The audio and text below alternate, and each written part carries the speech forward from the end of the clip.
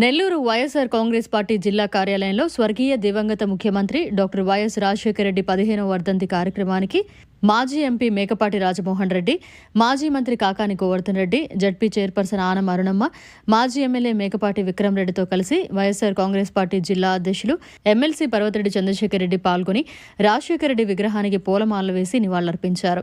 ఈ సందర్భంగా పేదలకు వస్త్రాలు పంపిణీ చేశారు.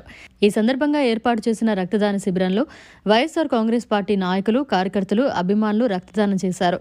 YS Rajasekhara Reddy Aarogyasri, fee reimbursement పథకాలతో పాటుగా సాగునీటి ప్రాజెక్టులు అనేకం తీసుకొచ్చి ప్రజల గుండెల్లో చిరస్థాయిగా నిలిచిన మహనీయుడు అని మాజీ ఎంపీ మేకపాటి రాజమోహన్ రెడ్డి అన్నారు. దేశంలో ఏ రాష్ట్ర ముఖ్యమంత్రి చేయని విధంగా రాజశేఖర రెడ్డి పాలన అందించారని మాజీ మంత్రి కాకాని గోవర్ధన్ రెడ్డి అన్నారు. ఈ సందర్భంగా వైఎస్ఆర్ కాంగ్రెస్ పార్టీ జిల్లా అధ్యక్షులు ఎమ్మెల్సీ పర్వతరెడ్డి చంద్రశేఖర్ రెడ్డి మాట్లాడుతూ వైఎస్ రాజశేఖర రెడ్డి అందించిన పాలనతో ఆయన ఈ రాష్ట్రంలోనే కాదు భారతదేశ వ్యాప్తంగా మంచి పేరు తెచ్చుకున్నారని గుర్తు చేశారు. ప్రజలు ఆయన సేవలను గుర్తు చేసుకుంటూ ప్రతి ఊరు వాడలో రాజశేఖర రెడ్డి వర్ధంతి కార్యక్రమాలు నిర్వహిస్తున్నారని తెలిపారు. విద్య, వైద్యం, సంక్షేమం, వ్యవసాయం 4 రంగాలను సమపాలలో అభివృద్ధి చేసి ఈ రాష్ట్రాన్ని సుభిక్షంగా ఉంచిన ఏకైక ముఖ్యమంత్రి రాజశేఖర రెడ్డి అని కొనియాడారు. రాజశేఖర రెడ్డి సేవలను స్మరించుకుంటూ వైఎస్ఆర్ కాంగ్రెస్ పార్టీ జిల్లా కార్యాలయంలో పేదలకు దుస్తులు పంపిణీ, రక్తదాన శిబిరం లాంటి సేవా కార్యక్రమాలు ఏర్పాటు చేశామని ఈ సందర్భంగా ఆయన తెలియజేశారు.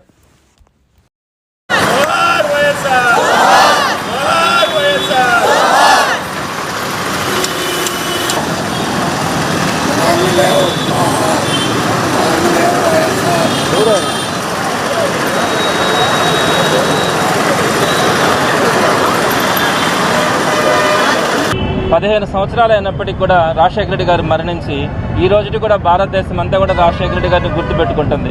ఎందుకంటే ప్రధానంగా ఆయన తీసుకొచ్చినటువంటి సంస్కరణలు, విద్యలో ఫీజు రియంబర్స్మెంట్ కానీ, వైద్యంకి వచ్చేటప్పటికి ఆరోగ్యశ్రీ కానీ, 108, 104 ఇంట్రడ్యూస్ చేయడం కానీ, అలానే వ్యవసాయంకి వచ్చేటప్పటికి సుమారుగా 84 ప్రాజెక్టులని ఒకేసారి ప్రారంభించినటువంటి ఘనత, అంటే వ్యవసాయాన్ని సస్యశ్యామలం చేయాలన్న ఆలోచనతో ఆయన తీసుకొచ్చినటువంటి వ్యవసాయంలో సంస్కరణ కానీ, అలానే సంక్షేమం విషయంకి వచ్చేటప్పటికి ఆయన ఇచ్చినటువంటి పెన్షన్ స్కీమ్ కానీ, అలాంటి అనేక హౌసింగ్ గురించి, అలా ప్రతి ఒక్కటి కూడా సంక్షేమం గురించి ఈరోజు భారతదేశ వ్యాప్తంగా కూడా ఒకరిని అనుసరిస్తూ ఉన్నారంటే అది రాజశేఖర రెడ్డి గారిని అనుసరించడమే.